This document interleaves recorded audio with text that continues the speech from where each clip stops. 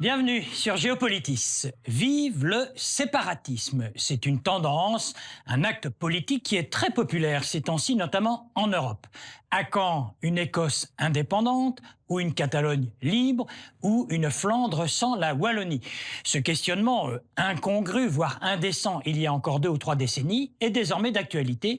Dans les 3 régions que nous venons de citer, on voit clairement des forces indépendantistes régionales défier des pouvoirs centraux nationaux, et il y a du référendum d'autodétermination dans l'air. Enfin, un référendum au moins, et cela c'est sûr, en Écosse, parce que Londres est d'accord. C'est moins sûr en Catalogne, dans la mesure où Madrid s'y oppose. Ce n'est pas la solution envisagée en Flandre, parce que là, c'est l'existence même de l'État belge qui peut être mise en cause. Car il ne suffit pas qu'un parti indépendantiste gagne des élections pour que l'indépendance soit décrétée. Géopolitis décrypte ces situations où, après des années de mariage, il est temps pour un pays ou une région de divorcer et de reprendre, comme on dit, sa liberté. De fait, il y a 2 moyens de la reprendre, cette indépendance. Par la force ou par la discussion. Par la force, c'est le cas type de l'ex-Yougoslavie. Dans ce cas, c'est la guerre, le démantèlement violent des victimes civiles par milliers, des déplacés et réfugiés, et aussi la remontée des nationalismes. Moins violent, mais tout aussi impressionnant, l'éclatement de l'Union soviétique, un empire tout entier désintégré, avec des régions satellites qui deviennent autant de nations indépendantes. Ou alors, deuxième moyen d'accès à la liberté, on discute entre gens sérieux, on fait évoluer une constitution où on tient des plébiscites. C'est ce qui s'est fait en Europe au lendemain de la Première Guerre mondiale. Bref, on se sépare à l'amiable. C'est ce qui va peut-être se produire en Écosse, c'est ce qui risque de se produire en Catalogne. Alors, dans le cas de l'Écosse, les 2 partis ont signé un texte entre le Premier ministre David Cameron pour Londres et le chef du gouvernement autonome Alex Salmond pour Édimbourg. On est d'accord pour l'organisation d'un référendum d'autodétermination. La question de fond est la suivante. En 2014, y aura-t-il une majorité d'Écossais et d'Écossaises pour dire oui à ce référendum? Ce n'est actuellement pas une évidence. Ce qui n'est pas non plus une évidence, c'est la tenue d'un référendum en 2014 ou 2015 en Catalogne, car dans ce cas, le pouvoir central espagnol s'y oppose. À Madrid, on dit qu'il n'est pas question de réviser la Constitution et de laisser partir la région la plus industrielle du pays. Et que dire des autres régions, provinces ou entités en Europe toujours, qui pourraient aspirer un jour à une forme d'indépendance? Le Pays Basque et ses 2 millions d'habitants, le nord de l'Italie qui s'est déjà trouvé un nom, la Padanie. Admettons même que toutes ces entités dont nous venons de parler deviennent indépendantes. Elle voudrait alors, cela semble évident, rejoindre l'Union européenne. Mais alors, que feraient les 27 puisque pour admettre un nouvel État au sein de l'Europe, il faut recueillir l'avis favorable et unanime de tous les membres, y compris, dans ces cas de figure, l'Espagne, le Royaume-Uni ou la Belgique. En somme, le séparatisme, c'est bien tentant, mais ce n'est pas évident.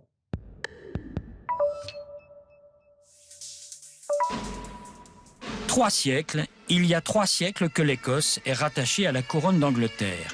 Le 16 janvier 1707, c'est la signature de l'acte d'union qui constitue le socle du Royaume-Uni, formé par ailleurs du Pays de Galles et de l'Irlande du Nord. Avec ses 5 200 000 habitants, l'Écosse représente actuellement un peu plus de 8% de la population du Royaume-Uni et également un peu plus de 8% de la production nationale. L'Écosse revendique depuis toujours ses origines celtiques où l'anglais cohabite avec 2 autres langues, le gaélique écossais et le scots. L'Écosse a de tout temps gardé son propre drapeau, la croix blanche de Saint-André sur fond bleu. Elle conserve son hymne national, qu'on entend avant tous les matchs de rugby, et depuis 1998, elle bénéficie d'un statut de région semi-autonome avec un parlement compétent en matière d'éducation, de santé et d'environnement.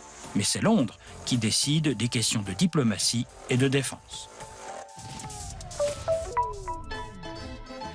Ce serait pour l'automne 2014 la tenue du référendum sur le projet d'autodétermination de cette grande province qui représente 16% de la population espagnole et près de 20% de son produit intérieur brut. La Catalogne est aussi celle des régions qui détient la plus grosse dette et qui va devoir économiser 4 milliards d'euros en cette année 2013. Quoi qu'il en soit, À l'issue des élections de l'année dernière, le cap sécessionniste a été clairement maintenu. La Catalogne veut sortir de l'Espagne, tout en sachant que Madrid peut et va s'opposer constitutionnellement à cette velléité d'indépendance. La Catalogne souhaite par ailleurs, ce n'est pas incompatible, dit-elle, elle souhaite devenir l'une des futures nations de l'Union européenne. Certains affirment qu'une Catalogne indépendante serait à la 7e place au sein des 27 de l'Union européenne en termes de PIB par habitant.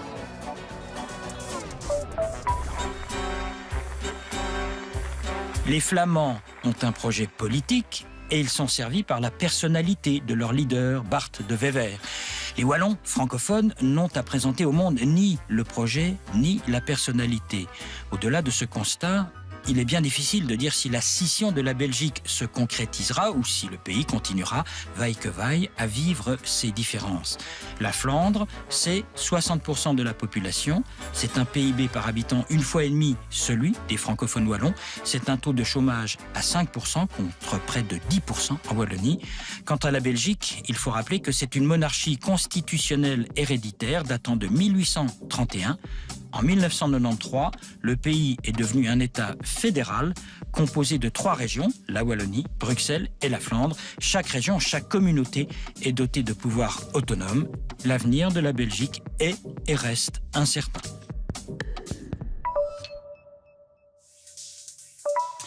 L'invité de Géopolitis, Étienne Grisel, qui est professeur honoraire de l'Université de Lausanne. Vous avez beaucoup enseigné, notamment le droit constitutionnel, le droit international.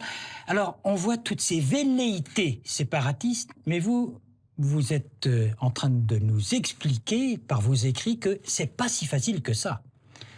Il suffit pas de vouloir. Non, le séparatisme est en vogue. Ça s'explique peut-être surtout pour des raisons économiques, mais aussi parfois pour des motifs ethniques, linguistiques, religieux. Mais évidemment, le séparatisme pose un problème politique et aussi des problèmes juridiques. Le problème politique, c'est d'apprécier la situation, de se demander si l'aspiration à l'indépendance est légitime ou pas.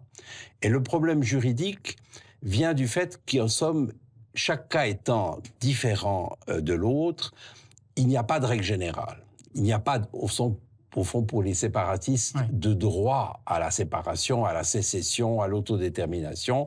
Dans chaque situation, il faut créer un instrument ad hoc, créer donc une base juridique qui permette ensuite, éventuellement, d'exercer le droit à l'autodétermination. Vous voulez dire qu'il n'y a pas de modèle, de processus déjà bien inscrit que l'on pourrait suivre? Non. Il faut s'adapter à chaque fois. Voilà, parce qu'il n'y a pas 2 situations semblables.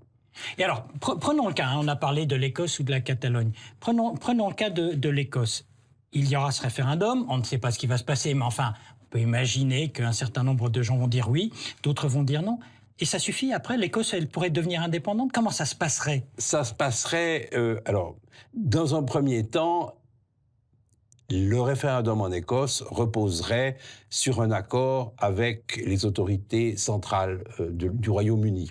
Et si le Parlement britannique reconnaît la validité d'un référendum qui, par hypothèse, serait positif, alors l'Écosse deviendrait indépendante. Mais on ne sait pas d'abord quels sont finalement l'objet et la portée d'un éventuel vote, parce que on pourrait imaginer par exemple que l'Écosse veuille être entièrement souveraine, totalement indépendante, ce qui poserait beaucoup de problèmes, mais on peut aussi imaginer qu'elle préférerait garder avec l'Angleterre certains liens, la défense nationale, la livre sterling, les affaires étrangères, etc. Il y a donc des moyens termes entre une sécession complète et le statu quo. Est-ce que, dans l'histoire, il y a des sécessions extrêmement violentes, mais qui ont eu, si j'ose dire, au moins le bénéfice d'exister, puis qui a donné la liberté à des peuples? Est-ce que c'est aussi un modèle à suivre? Je pense à l'ex-Yougoslavie. Le plus récent, c'est le Soudan du Sud. Et puis, les 3 États de l'ancienne Yougoslavie qui ont dû vraiment se battre pour leur indépendance, la Croatie, la Bosnie-Herzégovine et le Kosovo, sont des exemples récents. Le problème aussi, c'est qu'il ne suffit pas de dire qu'on est indépendant et qu'on a fait sécession, il faut que les autres vous reconnaissent. Est-ce que là, il y a, si j'ose dire, une base juridique? Est-ce qu'il y a des règles? Non, là, il n'y a pas de règles. C'est vraiment une décision politique que prend chaque gouvernement de reconnaître un nouvel État ou de ne pas le reconnaître. Il est entièrement libre. C'est une appréciation politique. Alors, la Suisse a été un des premiers pays, par exemple, à reconnaître le Kosovo, et puis il y en a eu ensuite plusieurs dizaines d'autres. Mais enfin, aucun État n'est obligé de reconnaître un nouvel État. Et c'est finalement, en effet, la reconnaissance du nouvel État par la communauté internationale et en fin de compte son admission à l'ONU, par exemple, qui font que vraiment un État devient un État à part entière. Mais alors, si on déclare son indépendance, il faut être reconnu par les autres. Sinon, on n'est rien. Sinon, mais si on veut être aux Nations Unies, il faut que tout le monde vous reconnaisse. Non, il suffit d'une majorité à l'Assemblée générale et une décision du Conseil de sécurité, c'est-à-dire il faut effectivement l'unanimité des membres permanents.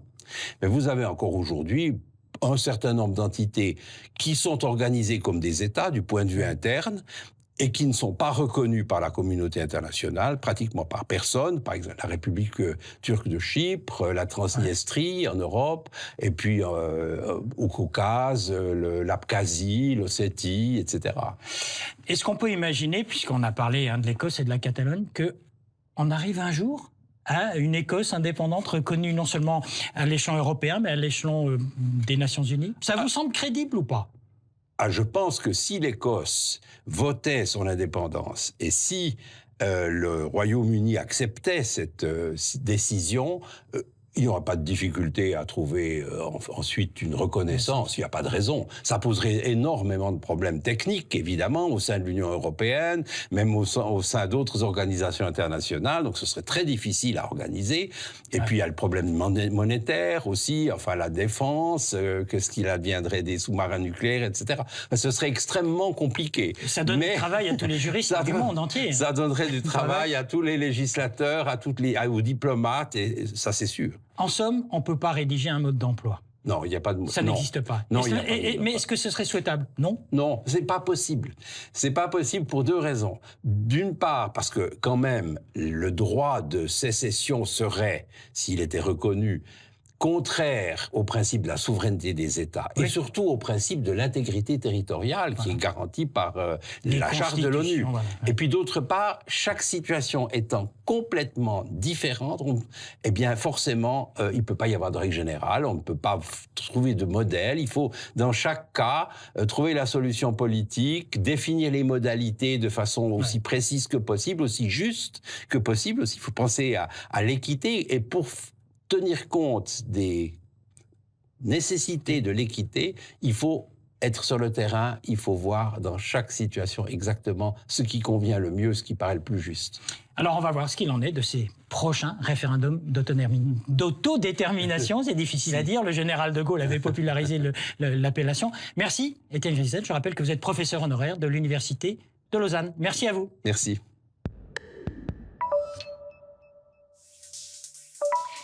C'est l'histoire de l'Europe, ou si vous préférez, l'évolution de l'Europe à travers son histoire, une histoire toute faite de séparatisme et d'unification. Il y avait plus de 300 États européens en 1789. Avec le Congrès de Vienne en 1815 et les regroupements d'États, on dénombrait alors une soixantaine de nations. Un siècle plus tard, avec l'indépendance entre autres pays de la Norvège, de la Bulgarie et de l'Albanie, l'Europe comptait 25 États indépendants. Au seuil de la guerre de 14, et puis à l'issue de la Deuxième Guerre mondiale, on dénombrait alors 31 États indépendants en Europe.